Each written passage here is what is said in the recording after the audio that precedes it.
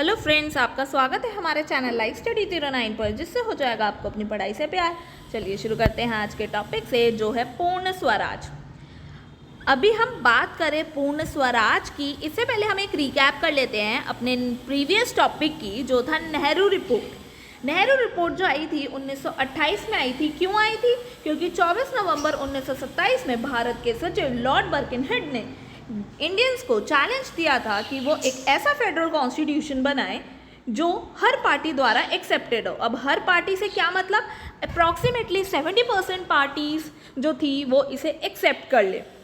ये थी उनकी डिमांड, जिसके लिए अब जो है प्रोसेस शुरू हो चुका था और एक रिपोर्ट बनाने की कोशिश की गई, जिसमें कई सारे अटेम्प्ट्स किए गए जो कि फेल जा रहे थे। फिर एट द एंड बम्बई अधिवेशन में, जो डॉक्टर अंसारी के अंडर हुआ था मई 1928 में, उस समय ये डिसाइड किया गया कि पहले जो हैं छोटे मेंबर्स, मतलब छोटे मेंबर इज देन कम लोगों की, कम मेंबर्स के साथ में एक कमेटी फॉर्म करते हैं और एक कॉन्स्टिट्यूशन बनाते हैं, और फिर जो है सर्वदलीय बैठक की जाएगी और वो उसमें बता देंगे कि क्या रिफॉर्म करने हैं या क्या क्या एक्सेप्टेड है, कौन सा पॉइंट एक्सेप्टेड नहीं है।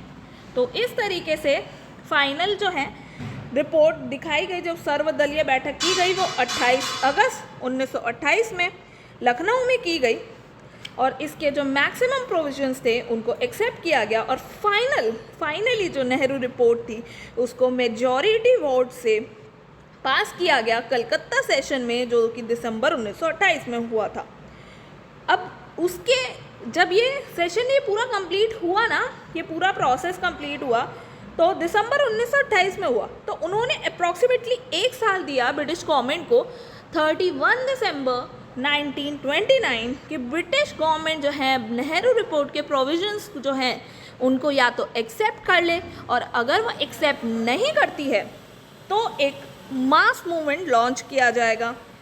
तो अब यहाँ यही बात आती है कि अब किस तरीके से जो है ना स्वराज का सफ़र, जो उसका सबसे पहला पॉइंट था डोमिनियन स्टेटस, उससे पूर्ण स्वराज का सफ़र कैसे तय होगा। तो अब हम वही बात करने वाले हैं उस टाइम पीरियड की जब अब पूर्ण स्वराज की डिमांड स्टार्ट होने वाली है। कब हुई? अब 1929 में इंग्लैंड में किसकी पार्टी थी?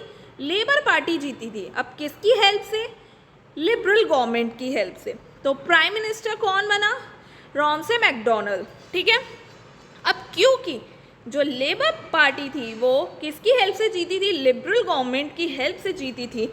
तो अब उसे उनके आइडियोलॉजीज़ को तो एक्सेप्ट करना होगा ना कुछ हद तक। तो इसीलिए जो है उन्होंने ये बात करी कि एक डिसीजन वो डिसाइड हुआ कि कांग्रेस की जितनी भी डिमांड है उसके बारे में बताओ, बातचीत करते हैं कि भाई क्या चाहती है कांग्रेस। तो इसीलिए लॉर्ड इरविन को लंदन बुलाया गया कि आप बताइए कि भाई एक्चुअल में कांग्रेस चाहती क्या है। तो वहाँ जब वो गए और वहाँ से जब वो भारत आए तो उन्होंने एक दीपावली घोषणा की।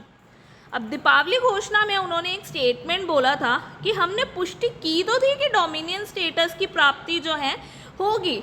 मॉन्टेग्यू चेम्सफोर्ड रिफॉर्म जो हमने पढ़ा था इससे पहले, उसमें यह मेंशन था कि डोमिनियन स्टेटस दिया जाएगा।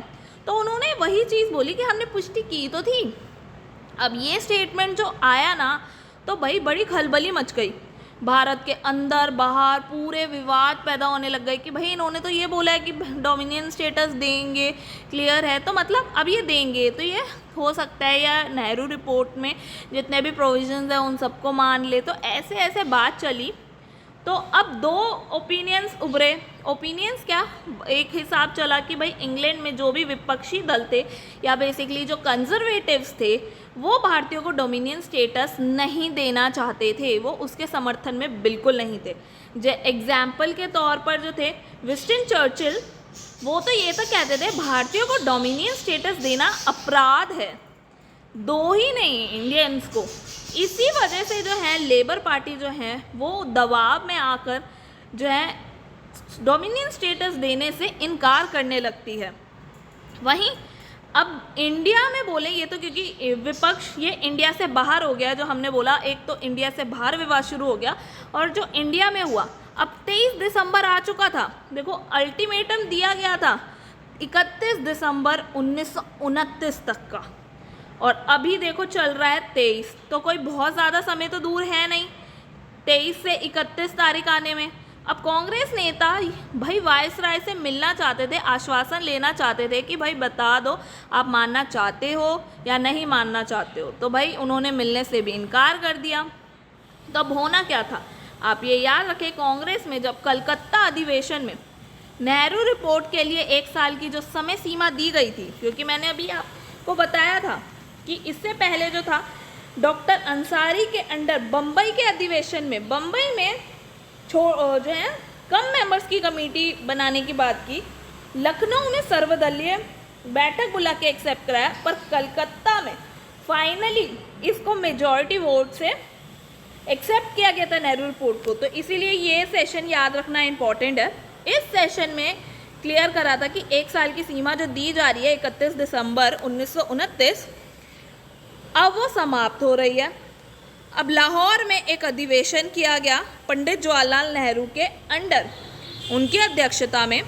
तो अब वहाँ पे क्या कहा गया, नेहरू जो है इस समय जो है कांग्रेस के कार्यकारिणी जो सविनय आंदोलन थी शुरू करने का बात जो है यहाँ पे अब शुरू हुआ, क्योंकि भाई टाइम पीरियड जितना दिया गया था वो टाइम पीरियड जो है कंप्लीट हो रहा था, और अब एक मास मूवमेंट लॉन्च करने के लिए प्लानिंग करना स्टार्ट करना था।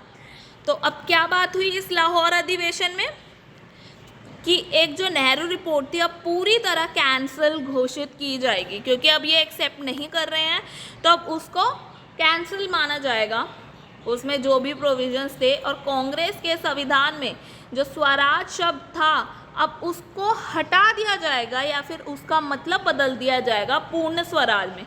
अब सिर्फ डोमिनियन स्टेटस से काम नहीं चलेगा, अब कंप्लीट इंडिपेंडेंस चाहिए, क्योंकि जो डोमिनियन स्टेटस नहीं दे रहे तो कंप्लीट इंडिपेंडेंस कैसे देंगे, तो छीननी है, अब किसी भी तरीके से कंप्लीट इंडिपेंडेंस ही लेनी है। तो यही जो है अब राष्ट्रीय आंदोलन का लक्ष्य बनाया गया, स्वराज नहीं अब पूर्ण स्वराज। तो इसी के लिए उन्होंने क्या किया, 1929 में जब सम्मेलन के बाद जो है आधी रात को रावी नदी के तट पर, ये याद रखना बहुत ज़रूरी है, कई बारी जो है कॉम्पिटिटिव एग्जाम में ये क्वेश्चन पूछ लिया जाता है किस नदी के तट पर, तो रावी नदी के तट पर जवाहरलाल नेहरू ने भारतीय स्वतंत्रता का तिरंगा झंडा पूर्ण स्वराज वंदे मातरम इनकलाब जिंदाबाद के नारे से फहराया। और क्या किया, जो कांग्रेस की कार्यकारिणी समिति थी, बेसिकली वर्किंग कमेटी थी, उन्होंने जो है 2 जनवरी 1930 में एक बैठक की और निर्णय लिया कि 26 जनवरी 1930 का दिन जो है पूर्ण स्वराज दिवस या फिर स्वतंत्रता दिवस के रूप में हर वर्ष मनाया जाएगा। जो आज में हमारा रिपब्लिकन डे है वो इसीलिए ही रिपब्लिक डे है क्योंकि इस समय जो है ये तारीख चुन के इसमें जो है स्वतंत्रता दिवस मनाया गया था। इसीलिए भाई हमारा कॉन्स्टिट्यूशन पहले ही बन गया था, पर फिर भी इंतज़ार किया गया कि 26 जनवरी को उसे लागू किया जाएगा। तो आई होप आपको आज की क्लास अच्छी लगी होगी। अगर आपको आज की क्लास अच्छी लगे तो प्लीज़ लाइक, शेयर और सब्सक्राइब ज़रूर करें, और अब नए अपडेट्स के लिए बेल आइकन ज़रूर दबाएं। कमेंट्स में अपने फीडबैक, शेयर, डाउट, सजेशन ज़रूर शेयर करें। मिलते हैं नेक्स्ट वीडियो में, तब तक के लिए गुड बाय।